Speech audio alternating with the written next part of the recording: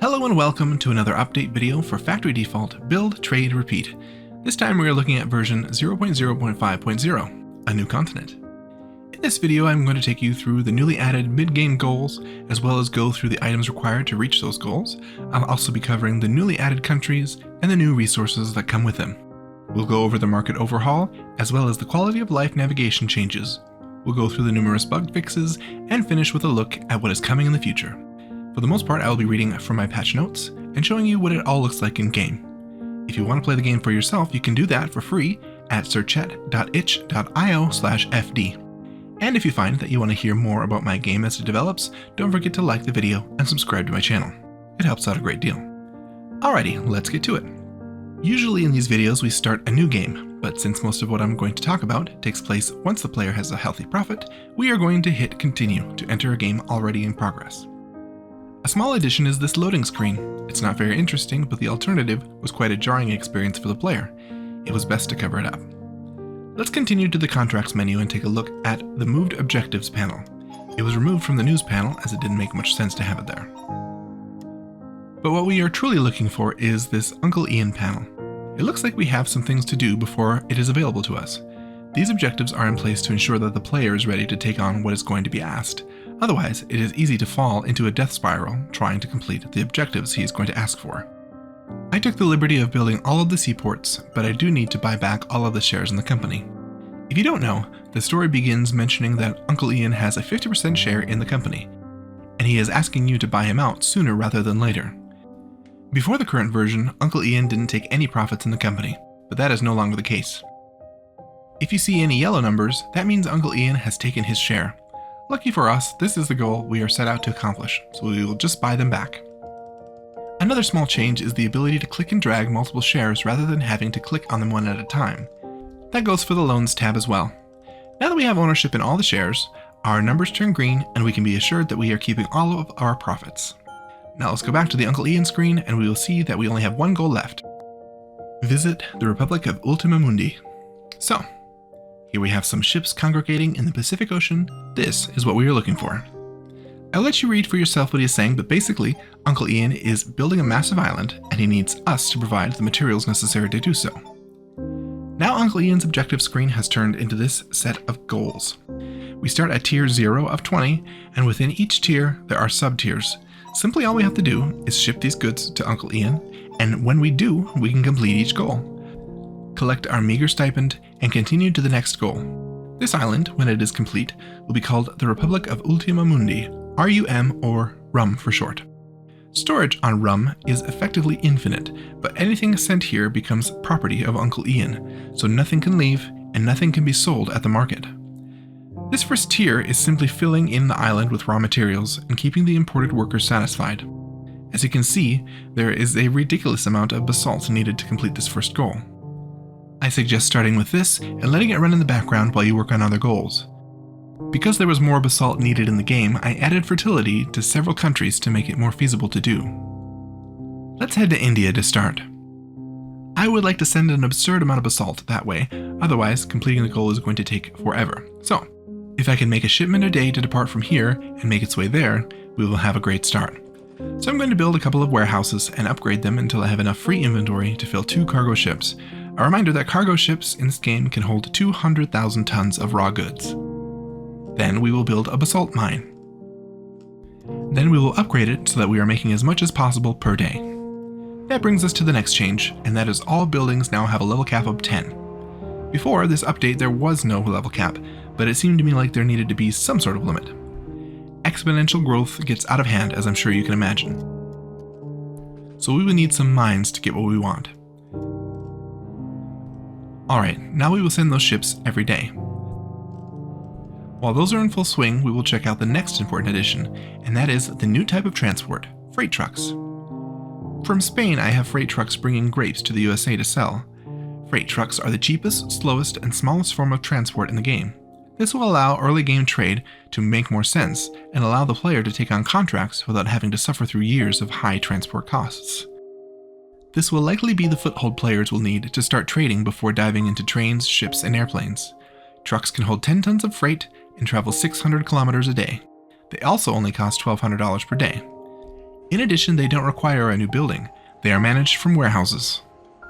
This means that warehouses serve more of a function than being plopped down and never interacted with again.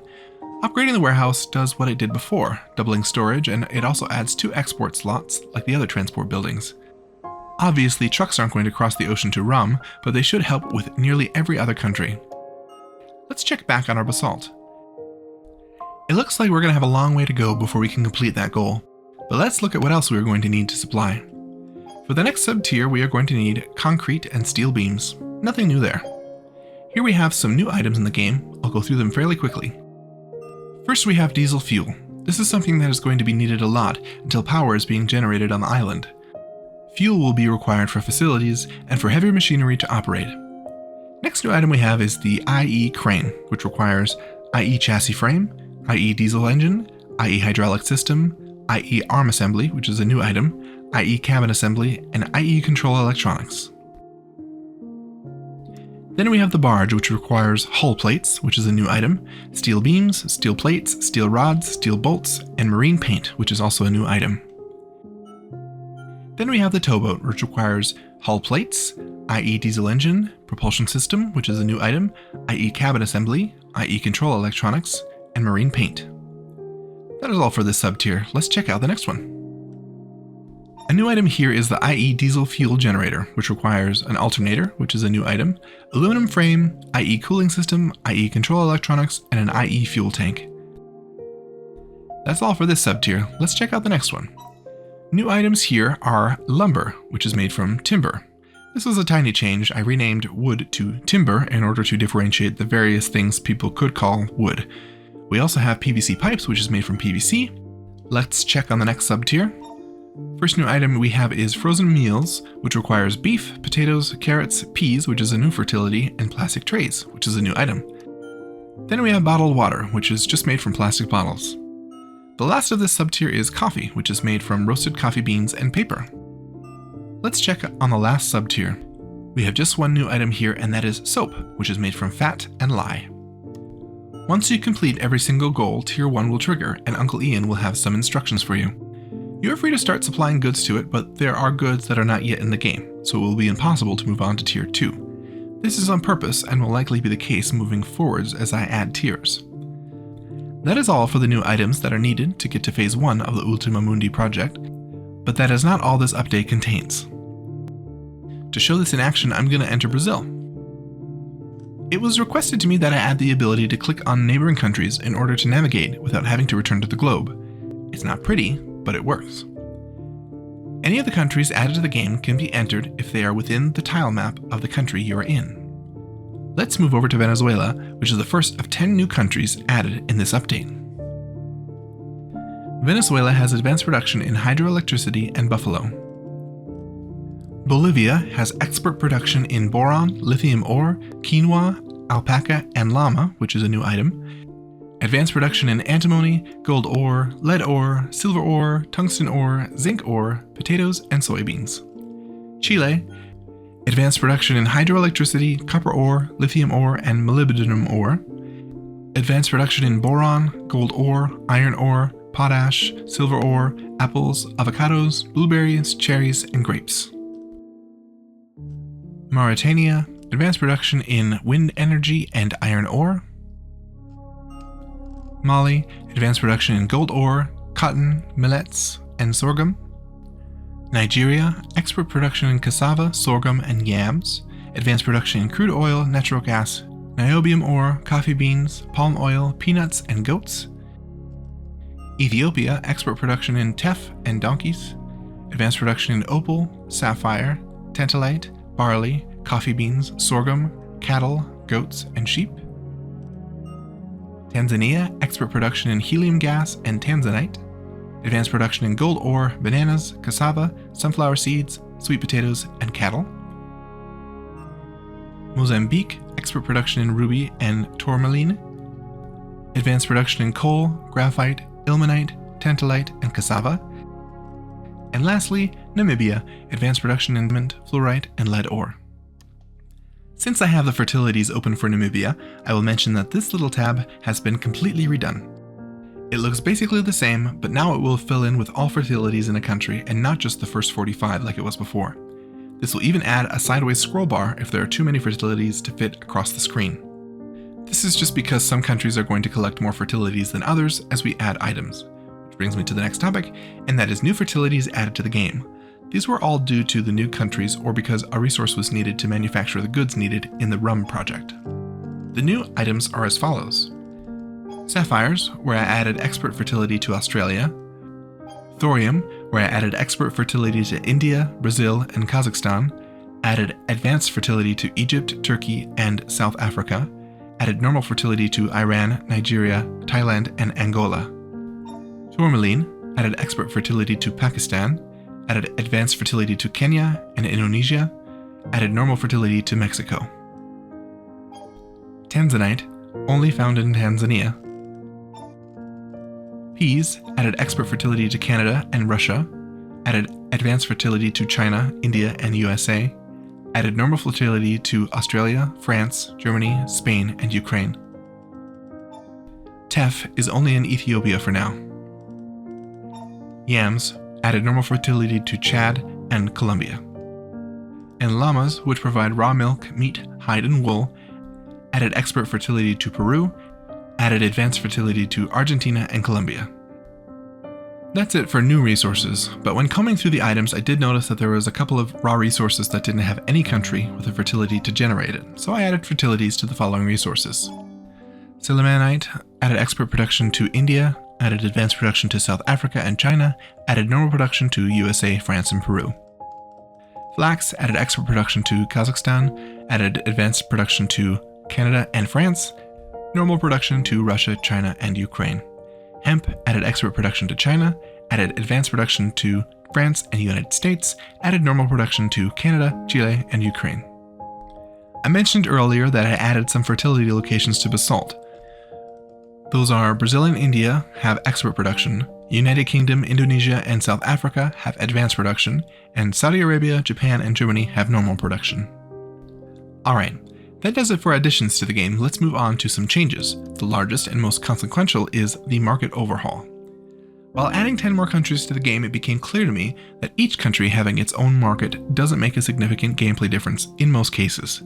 Values in one country might be very similar to that of another, and they are both being calculated 500 plus times per day, once for each item. Then consider that there are 50 countries now, with 120 more, and we have 170 plus markets all chugging their tiny market changes. It seems a bit unnecessary, so what I have done is divide the world into 24 different markets, the rating of which is based off of the average cost of goods compared to the United States at 1.0. This will be the initial multiplier for all market items when a new game is created. I will go through them now, but I won't be listing all of the market's members in this video. You can see the members listed here, just know that these markets may change in the future updates. We'll start with the United States market with a rating of 1.0, the Canadian market with a rating of 0.9, the Mexican market with a rating of 0.4, the Brazilian market 0.45, the Andean market 0.3, the Southern Cone market 0.35. There is a hidden market that just simply doesn't have any countries currently assigned to it, that is the Caribbean and South American market with a rating of 0.2. The European Union market 1.05, the United Kingdom market 0.95, the Russian Federation market 0.5, the Balkan and Eastern Partnership market 0.25, the North African market 0.2, the West African market 0.15, the East African market 0.12, the Central African market 0.1, the Southern African market 0.3, the Chinese market 0.25, the Indian subcontinent market 0.2, the Japanese market 1.1, the Korean market 0.75, the ASEAN market 0.3, the Persian and Central Asian market 0.35, the Gulf and Levant market 0.6, and finally the Oceania and Pacific market 0.9. Some markets have only one country in it, some have up to 30. It all depends on geography and economy size. Values of items are initially calculated by taking the base value of an item multiplied by the market's economy rating compared to the United States market, and then multiplied by a fertility factor, which is all of the country's fertilities taken into account. So a market with all export iron ore producers is going to have a much lower fertility factor than a market with only 1 or 2 iron ore producers. Typical daily market fluxes still apply to markets, and there are chances of extreme boom or bust. These markets also include countries that are not in the game yet, so when they are added, they will slide right in without needing further work. Additionally, reducing the number of markets shrank the save file size by about 25%. Another needed change was I removed the confusing unit measurements.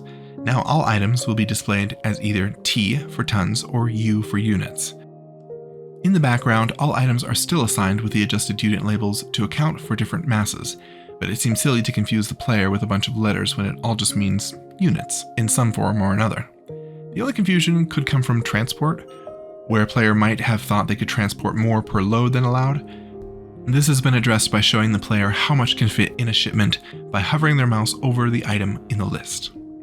Another hopefully welcome change is the layout and style of the current UI. Hopefully it is easier on the eyes, but updating the UI will be an ongoing effort. A likely unwelcome change is that I removed some new game options. Uncle's starting ownership percent. The story only really makes sense at 50%. Story toggle. The game progression doesn't make much sense without the story, and it can be skipped if you aren't interested. Objectives tile. The objectives are unintrusive. There is no reason they should be off. If you think the rewards are too cheaty, simply don't collect them. Starting buildings toggle. Again, the story doesn't make sense without them. If you don't like them, you can simply demolish them. Not sure why you would, they give you a positive money trend at the start of the game. That's it for the medium-sized gameplay changes. I will go through the smaller changes really quick. Added little close X's to the main screens. I think escape is easier, but they felt incomplete without the X button. Bringing the game speed down to 0 times has changed from the tilde key to the 0 key. This was to make room for console commands currently inaccessible by the player. Previously, I had asphalt as a mined material and bitumen as a refined material. I decided to get rid of asphalt and have bitumen be a mined material. Replaced icons for cassava and sugar beets to better reflect the resource. I removed the objective to buy 500 tons of gravel. This was an outlier and pretty useless now that Uncle Ian has his own objectives. Added a build warehouse objective since there is now more of a reason to do so. Trade vehicles now scale up from nothing when they spawn on the globe, and scale down to nothing when they reach their destination. This will reduce the cutting in and cutting out of existence instantly. Next we'll move on to some performance fixes. While chasing a bug, I realized I had an input event on every country's collision mesh. So every time the mouse so much as moved, almost 200 scripts ran 30 lines of code. On top of that, when you would click on the country, all 200 would try to open the country tile map at once. Yikes. This contributed to the annoying problem of sometimes getting stuck after clicking on a country and it not opening up. You would be so stuck that you would have to restart the game. This issue combined with a while loop that was causing some issues and is now removed. Reduced typical file sizes by about 25%. Item values were previously calculated to 8 decimal points. I reduced it to 2 where cents end. This pushed down the save file size. Yes, the price of every item in every market is saved, otherwise you will have random item values every time you load into a saved game. Reduce the save file thumbnail to about 10 to 20% of previous size on average, with saving a full resolution PNG, now saving a 480 by 270 JPEG. Quick save and autosave are now disabled during story exposition. Autosave will give itself a 1-minute timer and try again. This is just to avoid issues. Our second to last topic is bug fixes. Go through these fast as well. Fixed issue with sunlight source continuing to rotate despite game being paused, and then the skybox jumping to catch up when the game is unpaused.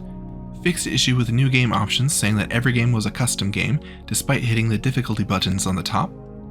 Fixed issue with items clicked on the recipe visualizer not bringing you to the item you clicked on sometimes.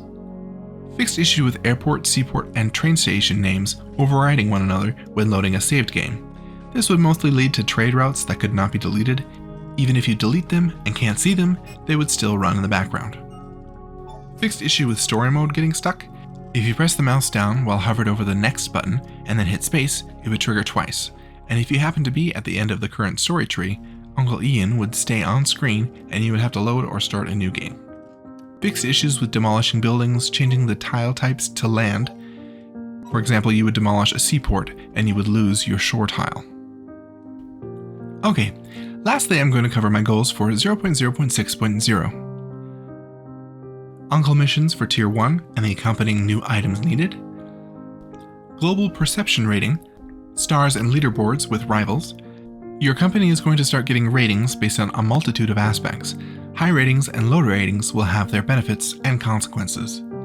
Pollution and carbon offsets. Example, you can build parks with huge carbon offsets, but they may be expensive to maintain. Influence generation based on global perception rating. Current influence is all manual, which I think is frustrating for players. Government bailouts at the significant cost of global perception. Something to save the player from death spiral. Negative global perception will fall off after a predetermined time. Maybe some options, $1 billion bailout for 5 years of negative perception, $10 billion bailout for 10 years of negative perception, etc.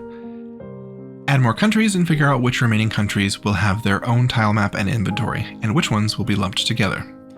No disrespect to small countries, it's just that every country added adds to the daily compute required, as well as quite a bit of research and tedium to add them to the game. Once everything is included, it won't be too hard to go back and split some regions up if it makes sense. There might be a few more additions or changes, we will see. Alright, so that does it for this update video showcasing the 0.0.5.0 update for factory default build, trade, repeat. Remember, if you want to play the game yourself, you can do that for free at searchat.itch.io/fd. Take care.